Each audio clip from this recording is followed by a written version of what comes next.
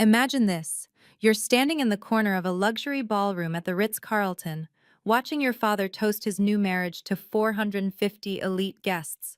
You're wearing the same black dress as the catering staff because the name tag on your chest doesn't say daughter, it says housekeeper. When you approach the buffet table, your own brother blocks your path and announces loud enough for 3 tables to hear, "Food is for family only." Would you walk away quietly, or would you burn it all down? 3 months ago, that humiliation at my father's wedding became the catalyst for the most calculated corporate takedown in San Francisco history. While they were labeling me the help, I was secretly controlling 40% of their company through shell corporations. While they were denying me a seat at the family table, I was preparing to take their seats in the boardroom. My name is Victoria Sterling. I'm 32 years old, and this is the story of how being called housekeeper led to me putting my brother in handcuffs and my father in bankruptcy.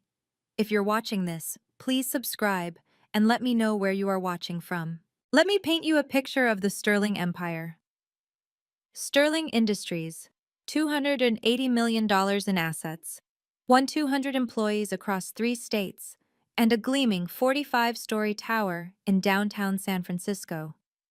My father, Richard Sterling, built it from nothing, or so he loves to remind everyone at every opportunity. I graduated from Harvard MBA with distinction in 2016.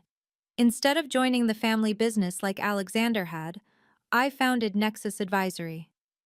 By 2023, we were handling corporate restructuring for mid-sized tech companies, generating $45 million in annual revenue. Not bad for what my father called Victoria's little hobby. The first real sign came at Thanksgiving dinner 2023. 23 family members gathered around the mahogany table in my father's Nob Hill mansion. As Alexander bragged about closing a $50 million acquisition, Richard raised his glass. "At least Alexander gives me grandchildren and real value to the Sterling name," he announced. "Some people contribute to legacy, others just exist on the periphery." The email came 2 days later. Alexander, CCing our father and Cassandra, wrote, "Stop pretending your little consulting firm matters. You're embarrassing yourself trying to compete with real corporate work. Maybe focus on finding a husband instead." What Alexander didn't know was that I'd already purchased 8% of Sterling Industries through my first shell company, Evergreen Holdings LLC. The shares were bought from a disgruntled board member who Richard had pushed out. Eleanor Blackwood had been more than happy to sell to an anonymous investor who shared her vision for corporate accountability. "Your little hobby business doesn't compare to real corporate work, Victoria," Richard had said when I'd tried to propose a joint venture 6 months earlier.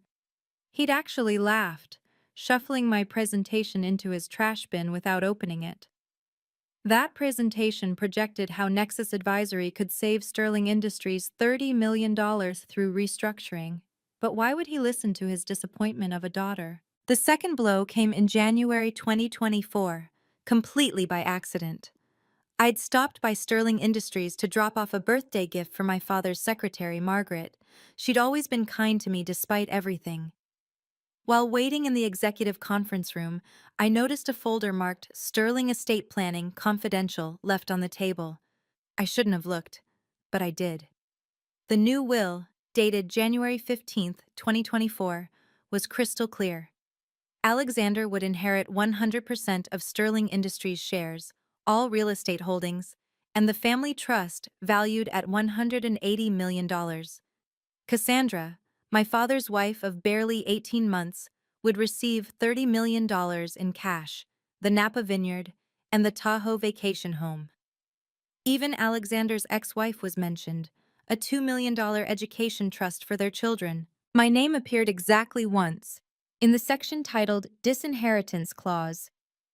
"Victoria Ann Sterling shall receive no portion of the estate, as she has chosen to pursue interests contrary to the family's values, and has failed to contribute meaningfully to the Sterling legacy." Failed to contribute meaningfully. The words blurred as my hands shook. 8 years of building my own company, 12 major clients saved from bankruptcy, 200 employees who depended on me. None of it meaningful enough for Richard Sterling. I carefully photographed every page before placing the folder back exactly as I'd found it. That evening, I sat in my Pacific Heights apartment, staring at those photos on my laptop. Most people would have cried, maybe confronted their father, demanded answers. Instead, I opened another browser tab and logged into my Seventh Shell Company account. If I wasn't family enough to inherit, then I'd simply buy what was never going to be given. The market price for Sterling Industries shares had never looked more reasonable. By February 2024, the stakes had become impossibly clear. Sterling Industries was orchestrating a massive merger with Pinnacle Corp, a $500 million deal that would reshape the entire West Coast logistics industry. The announcement was scheduled for March 18th at the annual shareholders meeting. Alexander would become CEO of the combined entity, commanding a company worth nearly $1 billion. But here's what kept me awake at night. My company, Nexus Advisory, had 200 employees depending on their next paycheck. 3 of our largest clients, companies worth a combined $300 million, had Sterling Industries connections. One word from Richard or Alexander, and those contracts would evaporate. They'd already proven they could be vindictive. When my father's former CFO, Thomas Brennan, had dared to start his own firm, Richard made sure he never got a single Fortune 500 client again. After the merger, we'll make sure certain consultancies never work in this city again, Alexander had said at a Chamber of Commerce event, loud enough for me to hear from across the room. He'd been holding court with 5 CEOs, all of whom did business with both Sterling Industries and Nexus Advisory. The threat wasn't subtle. Then, February 28th, 11:47 p.m., my phone buzzed with an encrypted email from Marcus Coleman. Subject: Urgent. They're destroying evidence. Victoria, they know I've been documenting the Meridian Holdings transactions. Alexander ordered all physical records destroyed by March 10th. Digital records are being updated to remove traces. If you want proof of the embezzlement, we have less than 10 days. The $15 million they stole from employee pensions, it's all going to disappear from the books. I've hidden copies, but if they find out I'm the whistleblower before the 18th, I'm finished. They've already threatened my daughter's scholarship to Stanford. Please tell me you have a plan. A plan? I looked at my wall of sticky notes mapping out Sterling Industries' corporate structure, ownership records, and voting bylaws. Yes, I had a plan, but it would cost me everything if it failed. March in San Francisco meant 3 things for the Sterling family: my father's wedding to Cassandra on the 15th, the shareholders' meeting on the 18th, and exactly 72 hours between them to execute the impossible. The wedding invitation had arrived in January, printed on paper that probably cost more than most people's monthly rent. Mr. Richard Sterling and Ms. Cassandra Morgan request your presence. The date stared back at me. Saturday, March 15th, 2024, 4:00 p.m., the Ritz-Carlton, San Francisco. 450 guests. Black tie required. The shareholders' meeting notice came through official channels. Monday, March 18th, 2024, 9:00 a.m., Sterling Tower, 45th floor boardroom. Agenda: approval of Pinnacle Corp merger. The vote that would cement Alexander's rise to ultimate power. 72 hours. That's all I'd have between watching my family publicly humiliate me and my chance to reveal the truth. 72 hours to coordinate with lawyers, compile evidence, ensure witnesses were protected, and guarantee the SEC would be present. Most hostile takeovers took months of planning. I'd have a weekend. My phone vibrated. An encrypted message from Eleanor Blackwood. The March 18th vote will reshape everything. Be ready. I've convinced 4 other board members to attend in person. They're expecting fireworks from Alexander's presentation. They have no idea what's really coming. P.S. I heard about the wedding arrangements. Stay strong. Wedding arrangements. I pulled up the email from Cassandra's wedding planner. You'll be in the receiving line as household staff coordinator. Please wear a simple black dress, nothing that would distract from the wedding party. 3 days to go from household staff coordinator to the person who would bring down an empire. The timeline was insane. But then again, they'd spent years making me feel insane for believing I had value. Time to prove them wrong. The dress fitting at Neiman Marcus should have been simple. March 10th, 5 days before the wedding. Cassandra had insisted all wedding participants attend, though my role was still mysteriously undefined. "We don't need you in photos," Cassandra announced the moment I walked in, loud enough for the other bridesmaids to hear. "You'll be managing the coat check, much more suitable for your skill set." Alexander lounged in a velvet chair, scrolling through his phone. "Just wear something simple," he said without looking up. "Like staff would. Nothing designer, it would look desperate on you anyway." The boutique fell silent. 6 bridesmaids, all Cassandra's sorority sisters, tried not to stare. The saleswoman's smile froze. "Of course," I replied calmly. "I understand my place perfectly." "Do you, though?" Richard emerged from the men's fitting area, his new tuxedo impeccable. "Because you keep showing up to family events acting like you belong at the main table. Don't embarrass us with your presence, Victoria. Blend into the background where you're comfortable." "Know your place, Victoria," Cassandra added, admiring her $30,000 Vera Wang dress in the mirror. "You're lucky to even be invited." I maintained eye contact with my father. "You're absolutely right. I should know my place." I paused, letting them think they'd won. "I'll make sure I'm exactly where I need to be." As I left the boutique, my phone buzzed. A FedEx delivery notification. "Package from SEC delivered to your office. Signature confirmed." The Securities and Exchange Commission had received my formal whistleblower complaint. They'd be attending the shareholders' meeting as observers. Alexander and Richard were so busy putting me in my place, they hadn't noticed I was about to flip the entire board. March 12th, 3 days before the wedding. My Pacific Heights apartment had transformed into a war room. 7 laptop screens displayed the corporate structures of my shell companies: Evergreen Holdings, Cascade Ventures, Marina Bay Investments, Golden Gate Capital, Presidio Partners, Sunset Holdings, and Bridge Trust. Together, they controlled 40% of Sterling Industries. "The Sterling family meeting votes are about to get very interesting," said my lawyer, Jennifer Walsh, reviewing the share certificates. "You've spent 5 years and $47 million acquiring these positions. They never saw it coming because you bought from disgruntled employees, ex-board members, and Richard's former mistresses, people he'd burned who were happy to sell to anonymous buyers." The centerpiece of our evidence sat in a locked briefcase, a USB drive from Marcus Coleman containing 3 years of forensic accounting. $15 million siphoned from employee pension funds through Meridian Holdings, a shell company Alexander thought was untraceable. Wire transfers, canceled checks, even recorded phone conversations where Alexander bragged to his golf buddies about his creative accounting. "Deloitte's forensic team has verified everything," Jennifer confirmed. 3 independent auditors, all willing to testify. The evidence is ironclad. I pulled up the email chain from Eleanor Blackwood, dating back to 2019. She'd been my silent mentor, guiding my share purchases, ensuring I stayed hidden until the perfect moment. "I've been waiting 5 years for someone brave enough to expose them," her latest message read. "Your father destroyed my husband's company in 2018. Watching his empire crumble from the inside will be poetic justice." My phone rang. Marcus Coleman panicked. "Alexander's asking questions about who's been buying shares. He knows something's wrong but can't figure out what. He's hired investigators." "Let him investigate," I replied, staring at my reflection in the window.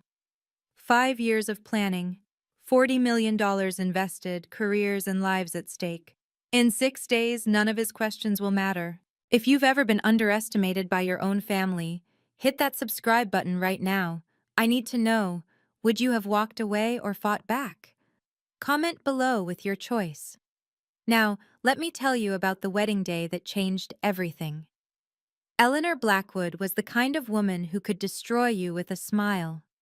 15% shareholder of Sterling Industries, widow of Richard's former business partner, and the only person who'd ever made my father visibly nervous. March 13th, she invited me for tea at the St. Francis Hotel. Your father doesn't know I've been helping you buy shares, she said, stirring her Earl Grey with deliberate precision. 5 years ago, when he orchestrated my husband's bankruptcy, I swore I'd find the right person to take him down. You're that person, Victoria. She slid a manila folder across the table. 3 years of email exchanges between Richard and Alexander, all forwarded from Sterling Industries' own servers. Timestamps intact, metadata preserved. Discussions about handling board members who asked too many questions. Plans to dilute minority shareholders after the merger. I've been collecting these since 2021, Eleanor explained. Your father made one mistake. He kept me on the board to avoid a lawsuit. That gave me access to everything. Every dirty deal, every betrayal, every crime. Why didn't you act sooner? I asked. Because I needed someone with clean hands. Someone they'd underestimated so completely, they'd never see the attack coming. She smiled, cold and satisfied. Besides, revenge is a dish best served at a wedding reception, don't you think? The email headers were damning. From Richard. Sterling at sterlingindustries.com. To Alexander. Sterling at sterlingindustries.com. Subject: Pension reallocation strategy. Date stamps from the company's own exchange server impossible to fake. Monday morning, Eleanor said, standing to leave. When you walk into that boardroom, you won't be alone. I've spent 3 years turning board members against them. They just don't know it yet. Marcus Coleman looked like he hadn't slept in weeks. We met at a parking garage in Soma, March 14th, the night before the wedding. He handed me a locked briefcase with shaking hands. 2,000 pages, he whispered, glancing around nervously. 3 years of Alexander's fraud documented in excruciating detail. Cancelled checks with his signature transferring pension funds to Meridian Holdings. Wire transfers totaling $15 million. Even video recordings from security cameras showing him accessing the pension accounts after hours. I opened the briefcase. The evidence was overwhelming. Each document had been notarized, backed up in 5 locations, including 2 safety deposit boxes and 3 cloud servers. The crown jewel, a recorded Zoom call from December 2023, where Alexander explicitly told his personal banker to make the pension money disappear into Meridian before the audit. These documents have been notarized and backed up in 5 locations, Marcus confirmed. My lawyer has copies. The FBI has been notified but agreed to wait until after Monday's meeting to act. Alexander is still investigating who's been buying shares. He has no idea about this. A text interrupted us. From Alexander. Strange market activity in our shares. Someone's been accumulating. Find out who. Marcus went pale. He's getting paranoid. Yesterday he asked why I'd been staying late so often in 2023. After Monday, his paranoia won't matter, I assured him. Your daughter's Stanford scholarship? Eleanor Blackwood personally guaranteed it. Full ride, no matter what happens to me. He managed a weak smile. You know what the ironic part is? Alexander taught me everything about forensic accounting. He created his own destroyer. I locked the briefcase. $15 million stolen from hardworking employees' retirements. Monday morning, Alexander would discover that every transaction had been meticulously documented by the very person he'd trained to hide them. These documents will be projected on a 100-inch screen in front of the entire board, I promised Marcus. His victims will get justice. March 15th, 2024. The Ritz-Carlton San Francisco gleamed under perfect spring sunshine. 450 guests in designer clothing streamed through the lobby. CEOs, senators, federal judges, the entire West Coast elite gathered to celebrate Richard Sterling's second chance at happiness. My name tag was waiting at the registration table, in elegant calligraphy, Victoria, Housekeeper, not Victoria Sterling, not daughter of the groom, just Victoria, Housekeeper. The wedding coordinator, a nervous woman named Patricia, couldn't meet my eyes. Mrs. Morgan Sterling specifically requested this arrangement. You're to stand by the service entrance during the ceremony. No assigned seating for the reception. The ceremony space held 450 gilt chairs facing an altar drowning in white orchids. Every chair had a name card except for the corner where I was directed to stand. 3 servers joined me there, all of us in black, invisible against the dark draping. Richard walked past during his entrance, his eyes sliding over me like I was furniture. Cassandra followed in her $30,000 dress, pausing just long enough to stage whisper to her maid of honor. "Staff should stay in the service area. We don't want any confusion about who belongs here." The CEO of Terralink Corporation stood 3 feet away. The federal judge who'd overseen Sterling Industries' biggest lawsuit sat in the front row. The publisher of the San Francisco Chronicle took photos. All of them witnessed Cassandra's pronouncement. Several shifted uncomfortably. During the vows, as Richard promised to honor and cherish, I felt my phone vibrate. Eleanor Blackwood, seated in the 3rd row, had sent a photo of my name tag with the caption, "Evidence collected." The reception was worse. 450 place settings at crystal-laden tables. No seat for me. When I approached the buffet, Alexander materialized, blocking my path. "Food is for family only," he laughed, loud enough for the nearby tables to hear. "Honestly, Victoria, know your place." That's when I felt something shift inside me, not break, crystallize. Years of accepting their contempt, hoping for recognition that would never come, ended in that moment. I stood straighter, looked Alexander directly in the eyes, and smiled, a real smile. Because I knew something he didn't. In 72 hours, he'd be in handcuffs. The moment arrived during Richard's toast. He stood at the head table, champagne flute raised, Cassandra glowing beside him. 450 faces turned toward them as he began his speech about family, legacy, and the people who truly matter. "Family," Richard declared, his voice carrying across the ballroom, "is about contribution. It's about adding value. Some people," his eyes found me standing by the service door, "simply exist on the periphery, never quite measuring up. But today, we celebrate those who do." The room applauded. Alexander raised his glass toward me with a mocking salute. Cassandra's friends tittered behind manicured hands. I walked forward, every step deliberate, crossing the entire ballroom. Conversations died. Forks stopped moving. Richard's smile faltered as I approached the head table. I reached up and removed the family ring. My grandmother's ring, the one she'd given me before she died. The last person in the family who'd believed in me. I set it on the table in front of Richard with a soft click that somehow echoed in the silent room. "Then I'm no longer your family," I said, my voice carrying the same clarity as his toast. "If I'm just staff, then you're just another company to take over." Richard's face went white. Alexander started to stand, but I was already walking away. 450 members of San Francisco's elite watched me leave through the main entrance, not the service door. The whispers started before I even reached the lobby. In the parking lot, I pulled out my phone and typed 5 words to Jennifer Walsh.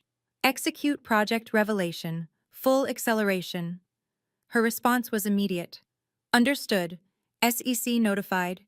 Deloitte's team activated. Board members confirmed for Monday. All systems go." I sat in my Tesla, looking back at the glowing ballroom windows. They were probably laughing about my dramatic exit, turning it into another story about unstable Victoria. Let them laugh. They had exactly 71 hours and 23 minutes left of their empire. The next 48 hours blurred together in a symphony of precision planning. My apartment became command central for the most carefully orchestrated corporate takedown in San Francisco history. Saturday night through Monday dawn, Jennifer Walsh and her team of 12 lawyers worked in shifts preparing SEC filings, shareholder notifications, and cease and desist orders. Every document had to be perfect. One procedural error, and Alexander's lawyers would tear us apart. Sunday, 2:00 p.m. Deloitte's forensic accounting team delivered their preliminary report. "The embezzlement is worse than we thought," the lead auditor said. "It's not just $15 million. There's another $8 million hidden in offshore accounts, $23 million total." Sunday, 6:00 p.m. The SEC confirmed attendance. James Mitchell, senior investigator, would personally observe Monday's meeting. "We've opened a formal investigation based on your whistleblower complaint," he confirmed. "If your evidence holds, we'll make arrests on site." Sunday, 11 p.m. 17 of 23 board members confirmed they'd attend in person instead of calling in. Eleanor had done her work well. They smelled blood in the water. Monday, 3 a.m. I couldn't sleep. I stood at my window, watching the city lights, holding the USB drive that would destroy Alexander. 6 months ago, I'd started planning this moment. But really, they'd been planning it for me for years. Every dismissive comment, every public humiliation, every reminder that I wasn't good enough. Monday, 6 a.m. Final confirmation from Marcus Coleman. "I'm in the building. All original documents are in the boardroom safe. Alexander has no idea." Monday, 7 a.m. I put on my best suit, Armani, charcoal gray, the one I'd worn to close my biggest client deal.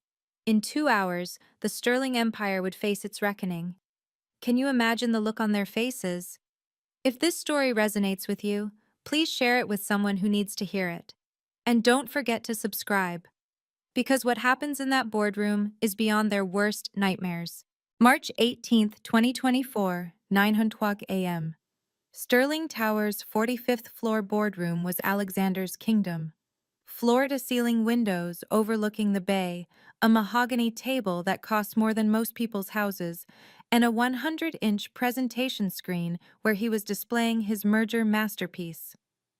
"The Pinnacle acquisition will position us as the dominant force in West Coast logistics," Alexander proclaimed to the assembled board. 23 board members, 5 executive VPs, and a handful of assistants filled the room. "Within 18 months, we'll control—" The double doors opened. I walked in, flanked by 5 lawyers from Walsh & Associates, each carrying briefcases that might as well have been loaded weapons. The room fell silent. Alexander's laser pointer dropped from his hand, clattering on the marble floor. "What the hell are you doing here?" Richard stood up, his face already reddening. "This is a closed session. Security!" "I'm here as the designated representative of 40% of Sterling Industries shareholders," I announced, Jennifer Walsh stepping forward with the documentation. "According to Section 7.3 of your corporate bylaws, any shareholder group controlling more than 25% can demand immediate board attention." The 100-inch screen behind Alexander changed. My legal team had taken control of the presentation system. Suddenly, the ownership structure of Sterling Industries filled the screen. 7 shell companies, all leading back to one name, Victoria Sterling. "That's impossible," Alexander stammered. "You don't have—" "Evergreen Holdings 8%, Cascade Ventures 7%, Marina Bay Investments 6%. Should I continue?" I moved to the center of the room, my heels clicking against marble with metronomic precision. 40% total ownership, accumulated over 5 years from shareholders who were tired of the Sterling family's mismanagement. Eleanor Blackwood stood up slowly, a satisfied smile playing at her lips. I motioned to pause the merger discussion and address this new stakeholder concern. "Seconded," said Thomas Chen. "No, Thomas Whitman," another board member Eleanor had turned. Richard couldn't speak.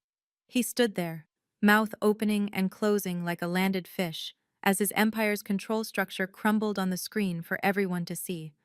But the best part? I wasn't done. Not even close. "Good morning, board members," I said, taking my place at the presentation podium. "I believe you know me as the Housekeeper. Before we discuss the merger," I said, clicking to the next slide, "the board needs to address a more pressing matter. $23 million missing from employee pension funds." The screen exploded with evidence. 47 slides of meticulously documented fraud. Canceled checks with Alexander's signature. Wire transfer confirmations to Meridian Holdings.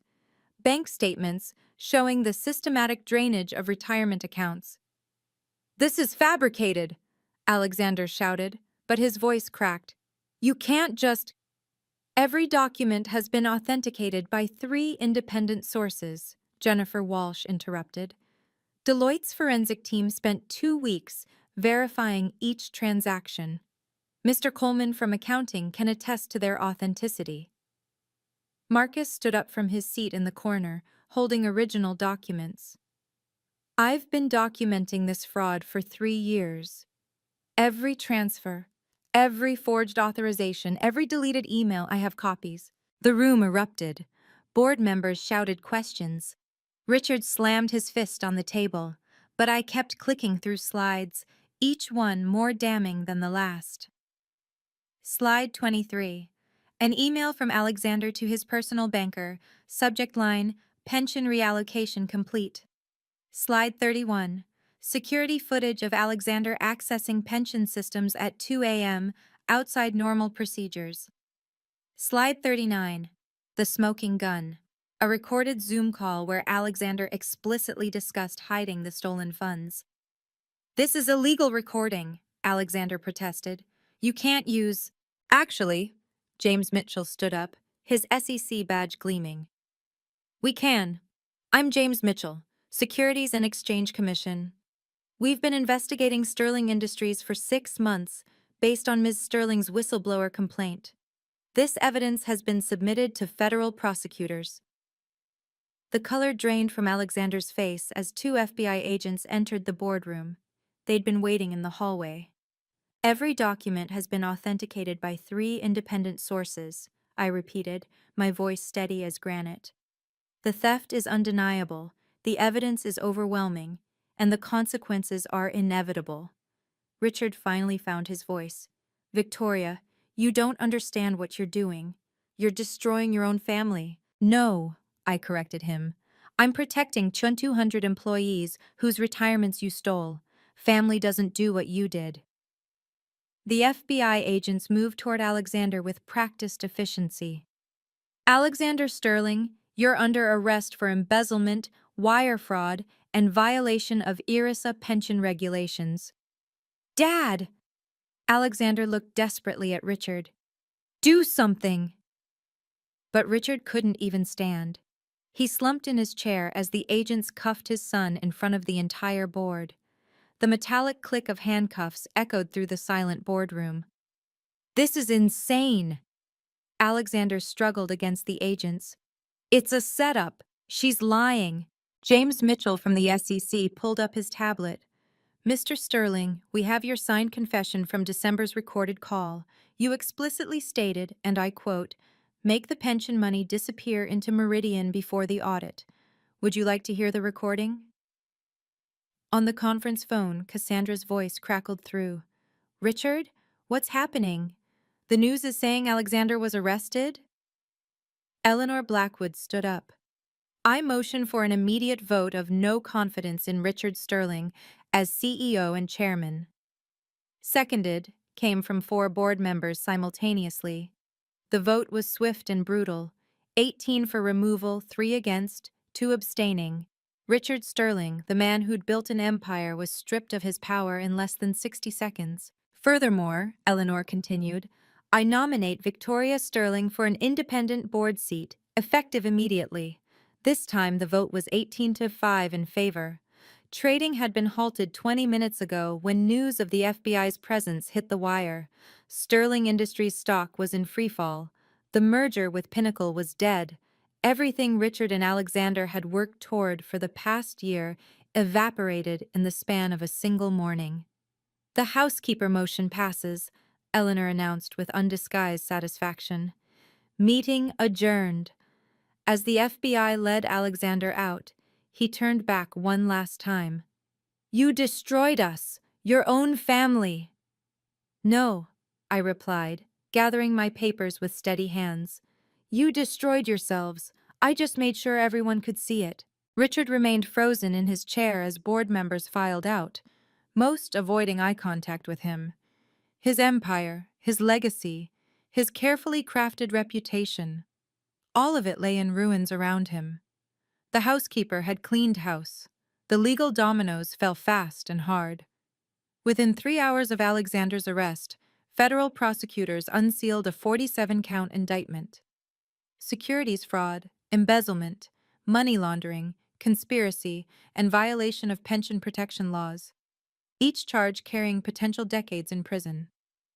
Alexander Sterling faces a minimum of 15 years if convicted on even half these counts, the lead prosecutor announced at an impromptu press conference outside Sterling Tower. This represents one of the largest pension fraud cases in California history. Sterling Industries faced its own reckoning. The SEC imposed an immediate $75 million fine for failure to maintain proper oversight. The Department of Labor launched a separate investigation. 3 class action lawsuits were filed before markets closed, seeking damages exceeding $200 million. But I wasn't interested in revenge theater. That afternoon, I sat with Jennifer Walsh and Sterling Industries' interim CEO to structure the solution. Every penny stolen from the pension fund will be restored, I stated. Full restitution plus interest, paid from the company reserves and Alexander's frozen assets. That's nearly $30 million with penalties and interest, the interim CEO protested. Then Sterling Industries better find it, I replied. Those employees worked their entire careers for that money. Richard, stripped of his titles but still a shareholder, had to watch as his personal assets were frozen pending investigation. The Nob Hill mansion, the yacht, the art collection, all potentially subject to seizure if he was found complicit. By 5 p.m., the pension fund had received its first emergency restoration payment of $10 million. The remaining amount would be paid within 90 days, supervised by federal monitors. Justice isn't revenge, it's accountability, I told the employee committee that had gathered in the lobby. Your retirements are safe. That's all that really mattered. Marcus Coleman pulled me aside afterward. They offered me chief financial officer, he said, still seeming stunned. The board wants someone they can trust. You've earned it, I replied. You risked everything to protect those employees. He nodded, then asked quietly, what about you? You could be CEO. The board would support it. No, I said firmly. I don't want their empire. I just wanted my dignity back. The personal aftermath was swift and merciless. Cassandra filed for divorce within 48 hours, but her prenuptial agreement was ironclad. She'd get nothing from frozen assets. The wedding that had cost $500,000 became the most expensive humiliation in San Francisco social history. I didn't know about any fraud, she told reporters outside her lawyer's office, designer sunglasses failing to hide her puffy eyes. I'm a victim too. But the prenup Richard had insisted on to protect the family wealth now protected him from her. She'd receive only what she'd brought to the marriage, debt from her failed modeling agency, and a reputation in tatters. Alexander's situation grew worse daily. His wife filed for sole custody of their children. His country club revoked his membership. His name was removed from every charity board in the city. The golden boy who'd had everything handed to him now sat in federal detention, bail denied as a flight risk. Richard aged 10 years and 10 days, alone in his mansion, staff dismissed, accounts frozen, awaiting potential charges. He became a ghost in his own life. The society invitation stopped. The phone stopped ringing. The man who'd once commanded rooms full of CEOs now couldn't get a returned call. I received a letter from him, delivered by courier. Victoria, I know you won't respond, but I need you to know I'm sorry. I see now what I refused to see before. You were the only one with real strength, real intelligence, real integrity. I was so blinded by my own prejudices that I pushed away the only child who truly inherited my business acumen. I don't ask for forgiveness. I just wanted you to know. I filed it with my lawyer, unanswered. Apologies without change are just manipulation. The Sterling Industries scandal sent shockwaves through San Francisco's business community. Within 2 weeks, 3 Fortune 500 CEOs called me personally, not to condemn, but to hire Nexus Advisory. If you could uncover that level of fraud at Sterling, the CEO of Bayside Technologies said, Imagine what you could find in our inefficiencies. We need that kind of forensic insight. Nexus Advisory's second quarter revenues exploded from $45 million to $135 million annually. We hired 50 new consultants to handle the influx of clients wanting sterling-level audits. The woman they'd dismissed as running a hobby business now commanded higher fees than McKinsey. The ripple effects continued. 12 other corporations announced emergency audits of their pension funds. The SEC launched Operation Integrity, investigating financial controls at 15 major firms. Corporate boards across the country suddenly became very interested in their whistleblower protections. Harvard Business School called. They wanted to make the Sterling Industries takedown a case study in corporate governance and stakeholder activism. It's the perfect example of how overlooked stakeholders can legally reclaim power, the dean explained. Your methodical approach over 5 years. It's brilliant. Marcus Coleman transformed Sterling Industries' financial operations. Under his leadership, employee morale soared. The company implemented the strictest financial controls in the industry. Stock prices, after the initial crash, began recovering as investors recognized the company was finally being run ethically. Eleanor Blackwood invited me to lunch at the St. Francis Hotel, the same place where she'd given me the crucial evidence. "You've done something remarkable," she said. "Not just the takedown. Anyone with money could have done that. But you did it without becoming them. You kept your integrity." Wall Street Journal ran a front-page story. The Housekeeper Who Cleaned House: How Victoria Sterling's Patient Revolution Reformed Corporate America. The article noted that my methods had become a template for ethical corporate activism. "Integrity became our strongest business asset," I told the reporter. "Turns out, that's worth more than any inheritance." The 450 wedding guests who'd witnessed my humiliation suddenly developed collective amnesia about their silence. My phone buzzed with messages from people who always knew I was special, who never agreed with how Richard treated me, who wanted to say something, but didn't. Patricia Vanderworth, who'd laughed when Cassandra called me staff, sent an elaborate flower arrangement with a card. "Always admired your strength." I donated the flowers to a hospice. The country club that had never once invited me to member events suddenly offered me an honorary membership. "We'd be honored to have such a prominent business leader," they gushed. I declined.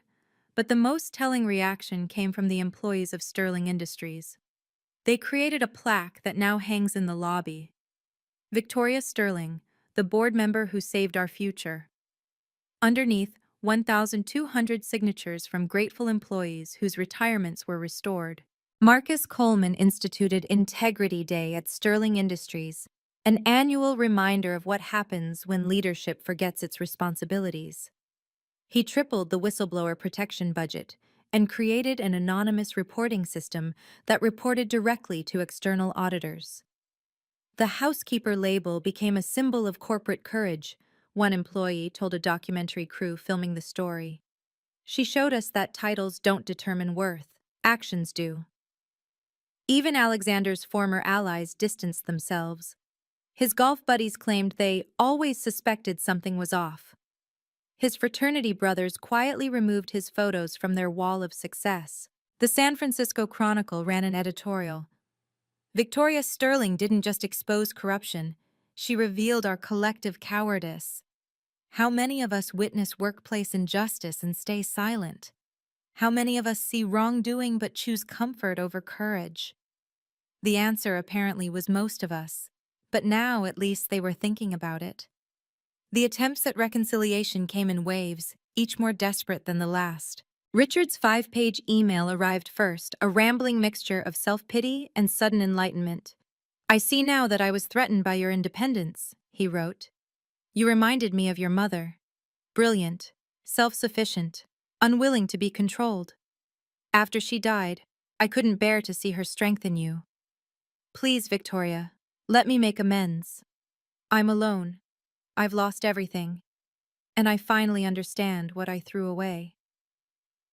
I forwarded it to my lawyer without reading past the first paragraph. Alexander's letter from federal detention was shorter, but no less manipulative. Sister, we both know this has gone too far. If you recant your testimony, say you were mistaken about some details, I could get minimum security, maybe even probation. We're family, Victoria. Family forgives. That one I kept as evidence of continued criminal mindset, useful for the prosecution. Cassandra tried Instagram, of all things, daily messages about girl power and supporting each other through tough times. She even tagged me in a post about women in business inspiring each other. The woman who'd literally labeled me housekeeper now wanted to be inspiration buddies. The most surprising contact came through certified mail, a letter from my mother's sister in Boston, whom I hadn't heard from in 15 years. Inside was a photograph I'd never seen. My mother holding infant me, with a handwritten note on the back. My brilliant daughter will change the world. Below the photo, my aunt had written, "Your mother saw this coming. Before she died, she told me Richard would try to diminish you because your light would expose his darkness. She made me promise to send this when you finally stood up to him. She'd be so proud." That letter, I kept. The rest went into a folder labeled "No response necessary" that my lawyer maintained. Apologies without change are just manipulation, and I had no interest in being manipulated anymore. Setting boundaries after a lifetime of accepting disrespect required surgical precision. Jennifer Walsh helped me draft the protocols that would govern any future contact with the Sterling family. All communication must go through legal counsel, the document stated. No direct contact via phone, email, social media, or in person. Any attempt at direct contact will be considered harassment and met with appropriate legal action. I blocked Richard, Alexander, and Cassandra on every platform. Their phone numbers, email addresses, even their lawyers' paralegals, all filtered straight to Jennifer's firm. The wall between us wasn't built from anger, but from self-preservation. The restraining order against Cassandra became necessary when she showed up at my office building 3 times in 1 week, tearfully telling security she was my stepmother and had a family emergency. Security camera footage of her performances went straight to the court. Therapy helped me process the trauma I'd normalized for years. "You were gaslit into believing you had no value," Dr. Martinez explained during our 3rd session. "Setting these boundaries isn't cruel. It's the most basic form of self-care." I established new rules for my life. No meetings with anyone who'd witnessed my humiliation and stayed silent unless it was strictly business. No friendly coffees to catch up with people who'd enabled the abuse. No obligation to forgive just because society expected it. Family isn't DNA, it's respect, loyalty, and love, I told Dr. Martinez. I've learned that chosen family, the people who saw my worth when I couldn't, matter more than blood relations who tried to break me. The boundaries extended to my company. Nexus Advisory would never work with Sterling Industries while any Sterling family member remained involved. We had standards now, and those standards included not enabling abusers, even reformed ones. Some called me cold. Others said I was unforgiving. But for the first time in my life, I felt safe, protected, valued. The boundaries weren't walls keeping others out. They were foundations keeping me stable. By September 2024, 6 months after the boardroom coup, Nexus Advisory's valuation hit $500 million. We announced our IPO with Goldman Sachs as lead underwriter. The hobby business that didn't matter was about to go public at a valuation that exceeded Sterling Industries' current market cap. I established the Sterling Foundation, deliberately using the name, with $50 million of my own money. Its mission, providing full-ride MBA scholarships for women who'd been told they weren't good enough. The first recipient was Marcus Coleman's daughter, who'd almost lost her Stanford spot due to Alexander's threats. My engagement to David Chen happened quietly. He'd been there through everything, never trying to fix or save me, just standing beside me as I saved myself. He proposed not with fanfare, but with a simple question over morning coffee. "Want to build something beautiful together?" The answer was yes. The chosen family I'd built became my real family. Eleanor Blackwood, my unofficial mentor. Marcus Coleman, the brother I should have had. Jennifer Walsh, the protector I'd needed. My employees at Nexus, who'd trusted me when I barely trusted myself. We gathered for Thanksgiving 2024 at my new Marine County home. Not a mansion, just a place filled with warmth and laughter. 23 people who'd earned their seats at my table through loyalty and love, not blood or obligation. Success is the best revenge, but peace is the ultimate victory, I toasted, looking at the faces of people who actually cared about me. David raised his glass. To Victoria, who showed us that sometimes the best way to clean house is to build a better one. The laughter that followed was real, unmarred by hidden contempt or conditional acceptance. This was what family was supposed to feel like. Looking back now, 3 months after that wedding where they labeled me housekeeper, I don't feel anger anymore. Just clarity. I spent 32 years trying to earn love that was never available, respect that was conditionally withheld, a place at a table that was always just out of reach. The sterling silver spoon I was supposedly born with turned out to be stainless steel. Functional, but never quite good enough for the sterling standard. But here's what Richard and Alexander never understood. Stainless steel doesn't tarnish. It doesn't need constant polishing to maintain its value. It's strong, practical, and resilient. Just like the daughter and sister they threw away. The empire they built on ego and embezzlement crumbled in a single morning. The legacy they killed themselves protecting evaporated the moment handcuffs clicked. The family name they valued above actual family became synonymous with corporate fraud. Meanwhile, I built something real. A company based on integrity.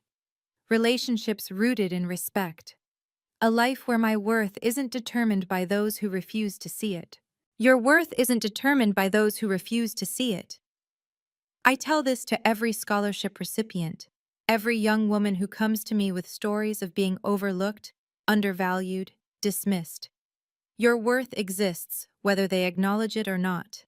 The family ring I returned to Richard that day, he tried to send it back through his lawyer, claiming it was rightfully mine as the eldest daughter. I had it auctioned for charity. It raised $30,000 for a women's shelter. That ring had been in the Sterling family for 4 generations, but it took leaving the family to finally do some good. I'm Victoria Sterling.